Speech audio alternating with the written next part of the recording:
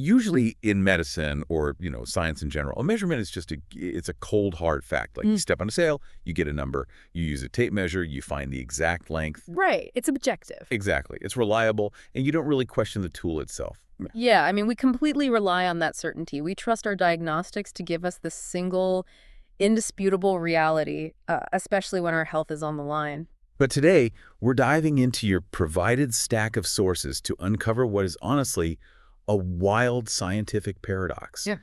If you ask a microbiologist a seemingly simple question like, how many bacteria are in this glass of water? The answer they give you can be 100, or it can be 100 million. Oh, yeah. Completely different magnitudes. Right. And it depends entirely on which broken scale they decide to use. So, welcome to today's deep dive. Our mission today is to figure out how we actually quantify the invisible. We've pulled from the historical microbiology texts, the clinical lab standards, and the modern metagenomics research you shared with us, all custom-tailored for you to make sense of this diagnostic landscape. And let me tell you, it is murky. It really is. It is the definition of diagnostic muddy waters.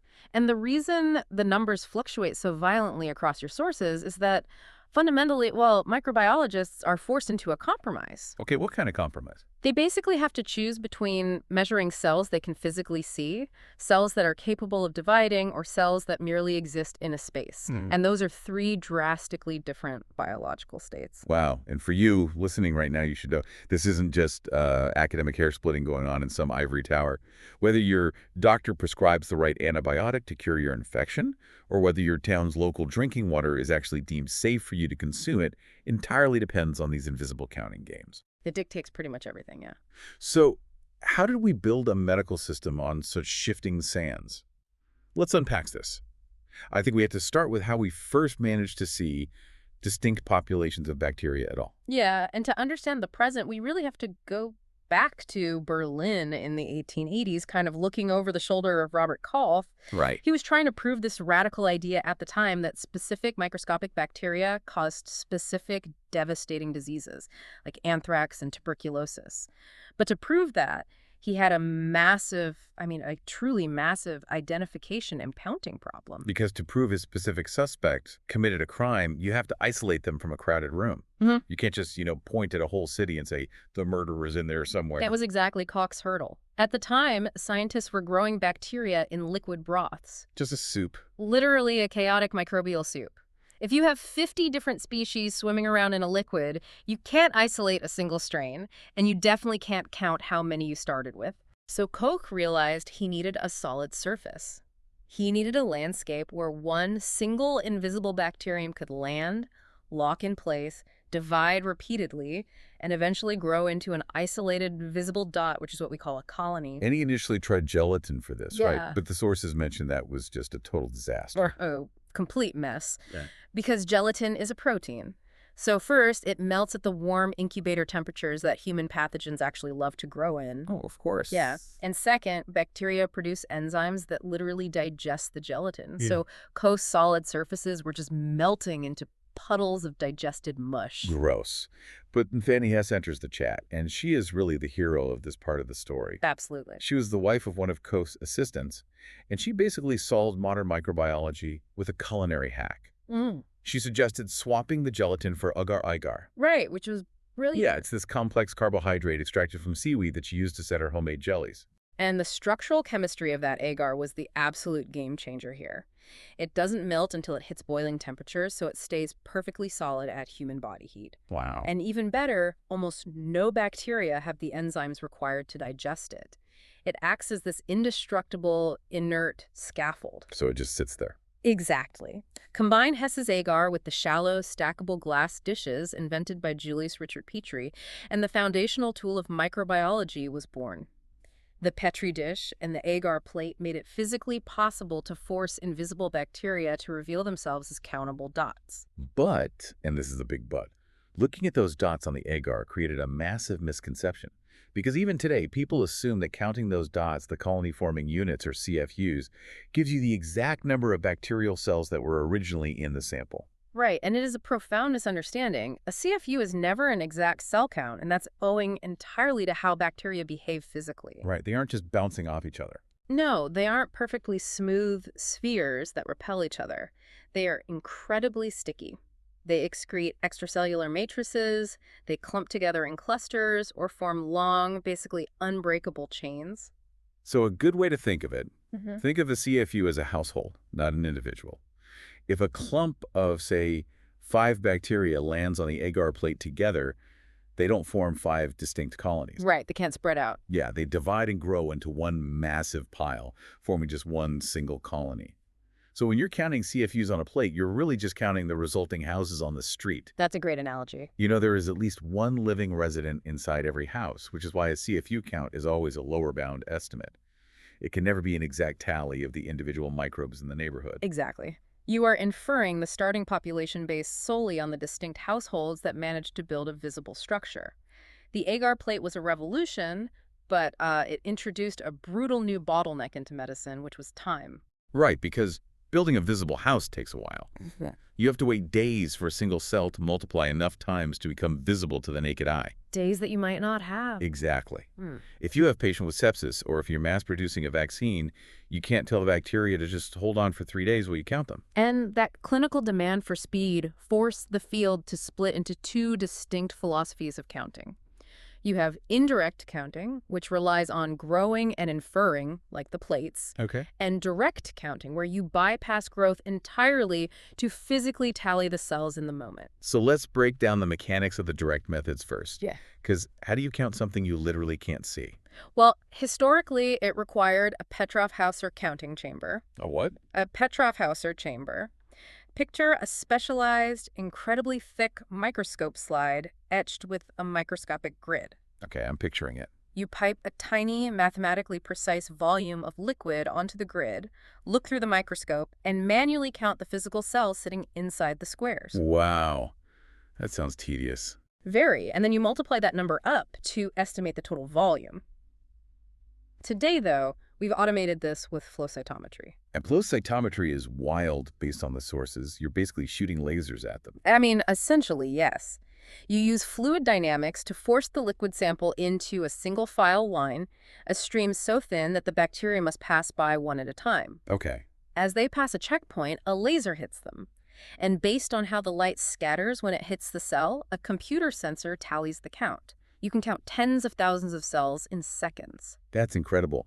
But both of those require either incredibly tedious manual labor or a $500,000 laser machine.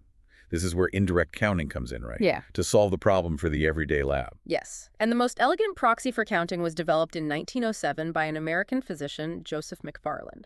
He observed a really simple physical truth. As bacteria multiply in a liquid broth, the liquid gets turbid. It gets cloudy. More bacteria block more light. Exactly. So he created a set of standardized glass tubes containing barium sulfate precipitates in varying concentrations. So he basically made a visual matching game. You hold your tube of cloudy bacteria next to a tube of barium sulfate. If the cloudiness perfectly matches, you know roughly how many bacteria are in your tube. Right. It's a rapid, highly standardized eyeball test for turbidity. And what blew my mind in your sources Yeah. is that this isn't just history. If you go to the hospital today with a severe infection, the lab is likely going to run a Curdy-Bauer antibiotic susceptibility test. They absolutely will. They take a plate of agar, swab your bacteria all over it, and then drop little paper discs soaked in different antibiotics onto the gel. They incubate it and look for zones of inhibition, these clear rings around the discs where the antibiotics successfully stop the bacteria from growing. Yep. But to ensure that test is accurate, they have to start with the exact right density of bacteria. Mm-hmm. And to get that density, modern high-tech hospital labs are still using McFarland's 117-year-old eyeball trick. If it works, it works. It's crazy. They match your sample to a McFarland 0.5 standard, which guarantees they are starting with roughly 150 million CFUs per milliliter. Yeah, the sheer physical reliability of light scattering means we honestly just haven't needed to replace the method. But McFarland's turbidity only gives you a snapshot. It freezes time. Right. If you are trying to mass-produce penicillin in the 1940s, a static snapshot is useless. You need to know how fast that cloudy liquid is going to multiply over the next 24 hours. You need the mathematics of momentum. Enter Jacques Monod at the Institut Pasteur. Exactly. Monod formally mapped the bacterial growth curve. He proved it happens in distinct phases. First, the lag phase, where bacteria are waking up and synthesizing the enzymes they need for their new environment. Get ready to go. Right. Then, the exponential or log phase, where they are dividing at absolute maximum speed. Next, the stationary phase, where the food runs out, the waste builds up, and cell division perfectly equals cell death. Okay, so a plateau. Yes. And finally, the death phase, where the population crashes. And he gave us the Monod equation, which is critical because it explains the mechanics of the breaks. Because bacteria divide through binary fission, we aren't looking at linear growth. We're looking at a terrifying exponential curve. Very terrifying. Monod's equation mathematically mapped how the concentration of a limiting nutrient in the environment acts as the governor on that biological engine. As food drops, the exponential math slows down. And that mathematical reality, the speed at which that exponential curve climbs, has massive consequences for your health. A common trap is thinking that generation time, or doubling time, is a fixed species trait. Right, like saying humans take 9 months to have a baby, so bacteria X always takes 20 minutes to divide. Exactly, but the environment dictates the speed limit. Okay. Temperature, available nutrients, pH levels, oxygen tension, these dictate how fast the biological engine can run. Makes sense. But even in a perfect environment, the anatomical differences between species are staggering. Let's look at the workhorse of biology for this, E. coli, versus the bacterium that causes tuberculosis, Mycobacterium tuberculosis. Okay, great comparison. Under ideal lab conditions, E. coli doubles every 20 minutes. You put one cell in a broth at breakfast, and by dinner time, the exponential math has turned it into billions. But TB, it doubles roughly every 24 hours. Why is it moving at a glacial pace compared to E. coli? Well, the bottleneck is its anatomy. TB has evolved an incredibly thick, waxy cell wall made of mycolic acids. This waxy armor is a brilliant evolutionary defense mechanism. I mean, it repels our immune system's attacks and blocks most traditional antibiotics. Okay, so it's super tough. Very tough. But a wall that thick also makes it excruciatingly difficult for the bacterium to absorb the nutrients it needs to build a new cell. It sacrifices speed for armor. And the clinical stakes of that armor are terrifying. If E. coli doubles every 20 minutes, a hospital lab can swab your sample on an agar plate and have a visible colony overnight to diagnose your infection. Yeah. But with TB taking 24 hours just to execute a single division, how long does a standard diagnostic culture take? You are waiting anywhere from 2 to 6 weeks for a visible TB colony to form on a plate. Imagine having a life-threatening lung infection, coughing up blood, and the doctor says, "Hang tight, we'll know exactly what drugs to give you in a month and a half." It's awful. The biological speed limit of agar plating was literally costing lives. That delay is exactly why molecular diagnostics have become such critical public health priorities. Right. Technologies like GenExpert fundamentally change the game. Instead of waiting for the bacteria to slowly divide until we can see them, GenExpert extracts the sputum sample, bursts the cells open, and uses a process similar to PCR to directly amplify the TB's DNA. Skipping the wait. Completely. It makes millions of copies of the genetic code itself in a matter of hours, bypassing the agar plate entirely. Okay, so molecular tests are the future for slow growers. But the entire foundation of microbiology, the gold standard of medicine, was still built on Koch and Hesse's agar plate, watching things grow. Right. But what happens when we discover that most bacteria on Earth flat out refuse to play by our rules? Oh, this is fascinating. In 1985, researchers James Staley and Arthur Konopka published a landmark paper that formalized a massive quiet panic in the field. They called it the Great Plate Count Anomaly. Which sounds like a sci-fi mystery, but the data is jarring. It really is. They demonstrated that if you take a sample of seawater or soil and look at it under an epifluorescence microscope, which basically stains the living cells so they glow, you will clearly see tens of thousands of living, wriggling bacteria. Okay, so they're definitely there and alive. Yes, but if you take that exact same sample and spread it on a standard agar plate, less than 1% of those glowing cells will actually grow into colonies. Wait, less than 1%. Are you saying Robert Koch built the foundational tool of microbiology and it effectively ignores 99% of reality? Yes. How did the medical field even survive for a century if they were operating completely blind to 99% of the microbial world? Well, medicine survived because the 1% that did grow on the plates included the pathogens making us sick. Pathogens evolved to love the warm, nutrient-rich environment of the human body. which is exactly what our lab incubators and beef broth agar plates were mimicking. Oh, I see.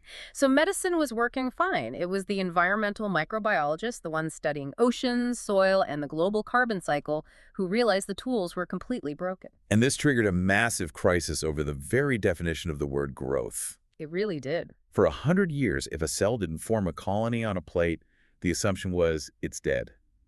But Staley and Konopka proved they were swimming around under the microscope, so growth had to be fractured into 3 new definitions. Right, we had to get more specific. First, culturability, does it have the ability to form a colony?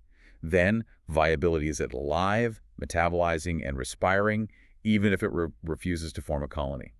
And, finally, biomass increases the sheer weight or cell count of the population rising, regardless of culturability. Because the anomaly proved that culture-based microbiology only ever studied a tiny, highly specific subset of life. It's like trying to census the global population of Earth, but you only count the people who voluntarily walk into a specific restaurant on a Tuesday. Right. And eagerly eat the exact meal you cooked for them. Yes. Everyone else who prefers different food or hates crowds or lives on a different continent is completely invisible to you. You'd assume the Earth was basically empty. That's a perfect way to put it.